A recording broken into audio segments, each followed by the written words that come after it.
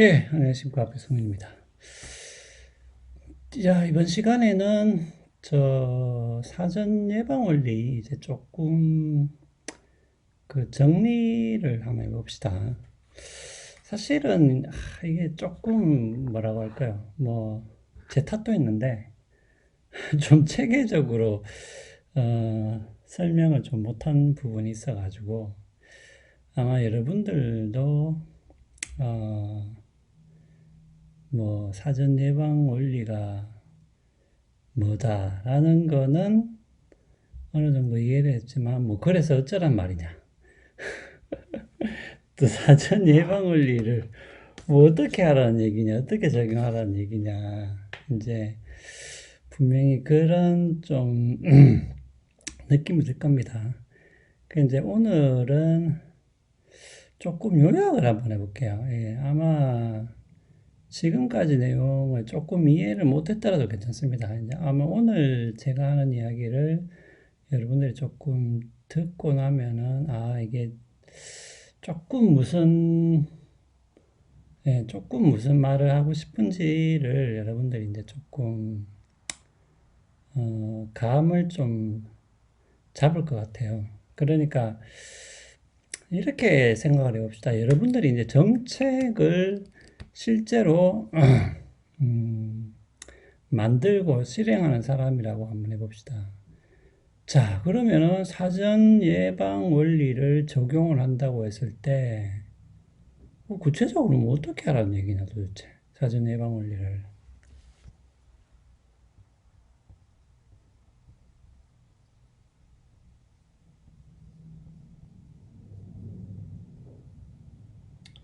그러니까 제가 지금까지 이야기 드린 몇 가지 이제 구체적인 방법들은 다 사전 예방 원리의 하나의 사례라고 보시면 돼요.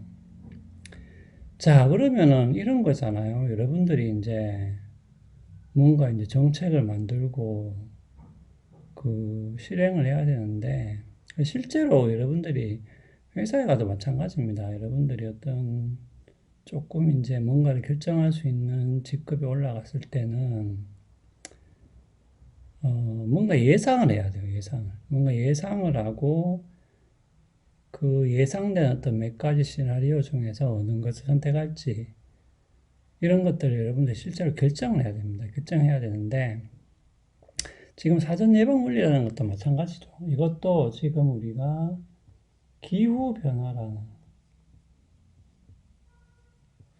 요 맥락에서 사전 예방 원리를 지금 이야기하고 있는 것인데, 제가 지난번에도 약간 지나가면서 언급했지만은 사전 예방 원리라는 것은 여러분들 실제로 새로운 사업을 구상을 하거나 아니면은 우리 회사가 이 영역을 이제 주도하고 있었는데 경쟁사가 들어온다든지 그렇게 되면은 반드시 어떤 예측을 하게 돼요.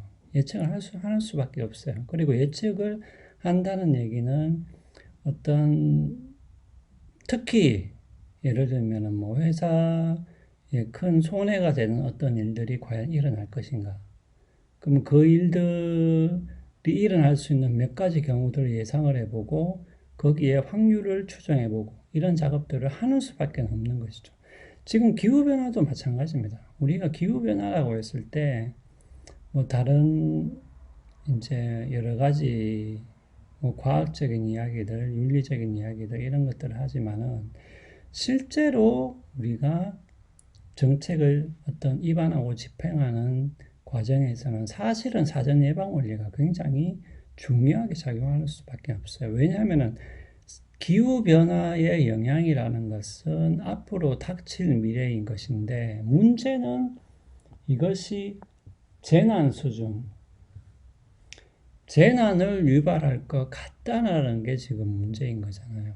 그래서 우리가 미리 예방을 해서 대처를 하겠다라는 것인데, 자, 그러면은, 아니면 어떻게 하라는 거야, 도대체. 그래서 앞에서 제가 최소 극대 원리 일단 잠깐 놔두고, 그 앞에서 제가 이야기 드린 세 가지가 있어요. 하나는 뭐냐면은, 여러분들이 기대값.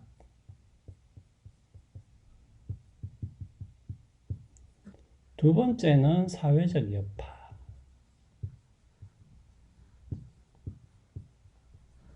세 번째가 보험 원리 적용이죠. 사실 여기가 이제 회복 불가능성. 이 회복 불가능성 개념도 사실 따로 좀 다뤄야 되는데, 일단은 뭐, 그건 좀 놔두기로 하고. 자, 그러면 여러분들이 이제 정책을 입안하고 실제로 실행하는 사람입니다. 자, 그럼 첫 번째는 여러분들이 무엇을 보셔야 되냐면, 분명히 수치를 들고 올 거예요, 수치를. 예를 들면은 200만이,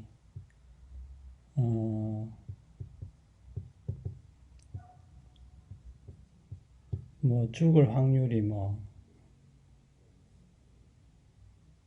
몇, 몇, 몇만 분의 1이고, 그런 식의 이 수치들 있잖아요.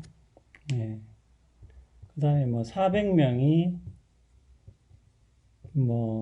죽을 확률이 50%다. 이런 식으로. 아니면 200명이 죽는다.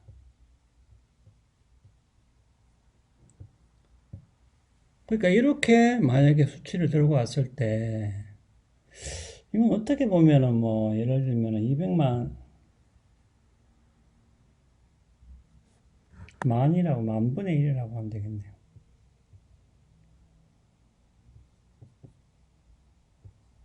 만분의 1이고, 이거는 50%고, 이거는 그냥 죽는 거고. 자, 이렇게 했을 때, 우리가 가만히 보면 지금 이것이 일어날 확률은 적고, 그 다음에 이게 크고, 이것은 거의 일어나잖아요. 만약 200명이 그냥 죽는다고 합시다. 이건 100%라고 합시다. 자, 근데 재밌는 것은 뭐냐면, 우리는 예를 들면, 200명이 죽을 확률이 100%니까 이거부터 예방해야 되겠네. 이렇게 생각을 할 수가 있는데, 우리가 기대값을 계산을 해보면 사실은 이 세 가지 경우가 사실은 같다라는 거. 왜냐면 200만에서 만을 빼버리면 200이 되잖아요. 맞나요? 이거 내가 잘못 계산한 거 아닌가? 하여튼 200이라고 치고. 400에 50%면 200이잖아요. 200명이 100% 죽으니까 200명이고. 그게 뭐냐면 여러분들이 실제로 기대값을 계산해 보면은 같을 수가 있다는 거죠. 그렇다고 한다면 우리가 이 200만이 죽을 확률이라는 것도 이 확률이 낮지만은 이것을 쉽게 무시를 할 수 없다라는 것을 우리가 기대값을 통해서 알 수 있다라는 거죠. 그러니까 첫 번째, 여러분들이 사전 예방 원리를 적용하고 싶잖아요. 그러면은 일단은 기대값을 먼저 계산해 보라는 거죠. 그러니까 기대값을 계산해 보면은 이렇게 확률이 차이가 났을 때도 실제로 기대값이 같다라고 한다면은 이렇게 낮은 확률의 어떤 많은 사람이 죽을, 그렇지만 확률은 낮은 이런 것도 우리가 쉽게 무시할 수 없다라는 것을 알 수 있다라는 것이죠. 그렇기 때문에 우리가 기대값을 계산하는 것이 중요하다는 것이고요. 그러니까 사전 예방 원리를 적용한다는 얘기는 뭐냐 하면 일단은 기대값을 한번 계산해 보라는 거죠. 자, 두 번째, 여러분들이 사전 예방 원리를 적용한다는 의미는 두 번째는 뭐냐 하면은 사회적 여파를 여러분들 반드시 따져봐야 됩니다. 예를 들면은 우리가 제가 이제 세월호 이야기도 드렸다시피 사람이 죽는 어떤 숫자만 본다면은 세월호 때 죽은 학생들이 한 300명이 넘는데 물론 큰 수이긴 하지만 예를 들면은 우리가 한 해에 어떤 산업재해를 통해서 사고를 당하거나 사망하는 사람의 수, 혹은 교통사고를 당해서 사망하는 사람의 수, 아니면은 어떤 계절 독감에 걸려서 사망하는 사람의 수, 이런 것을 따져보면 그 300명이 조금 넘는 숫자가 크게 안 보일 수도 있어요.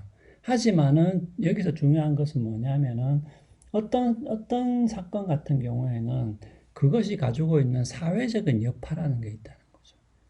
특히 여기서 중요한 게 이제 회복 불가능성인데 이 말은 뭐냐면은 그 사건이 한번 일어나면은 이제는 뭐 그것을 어떤 식으로 보상을 하든 간에 그 이후로 돌아가기는 힘들다라는 것이죠. 우리가 세월호 사건을 겪으면서 우리가 크게 느낀 건 뭐냐면은 우리가 이제 세월호 이후로는 돌아갈 수 없다라는 뭐 또 그러한 어떤 또 암묵적인 사회적 합의가 생긴 것이죠. 그렇기 때문에 여러분들이 재난을 예방한다, 사전에 예방한다고 했을 때는 그 사건이 만약에 일어났을 때 사회적 여파를 여러분들이 반드시 따져봐야 된다는 것이죠. 그것이 과연 다시 어떤 복구를 통해서 돌아갈 수 있는 형태의 재난인지 아니면은 그런 재난을 겪고 나서는 우리가 두 번 다시 그 이전으로 돌아갈 수 없는 것인지. 지금 코로나 같은 경우에는 사실은 이제는 우리가 코로나 이전으로는 돌아가지는 못하잖아요. 예.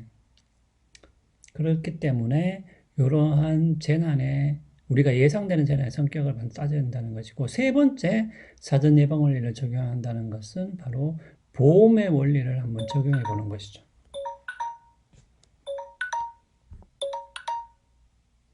예, 시간이 다 됐다고 지금 더 이야기해야 되는데 자, 그래서 이제 여러분들이 예를 들면은 만약에 요 사건을 예방하려고 할 때는 보험을 한번 적용해 볼 수 있겠다. 요렇게 해서 실제로 보험을 한번 적용해 보는.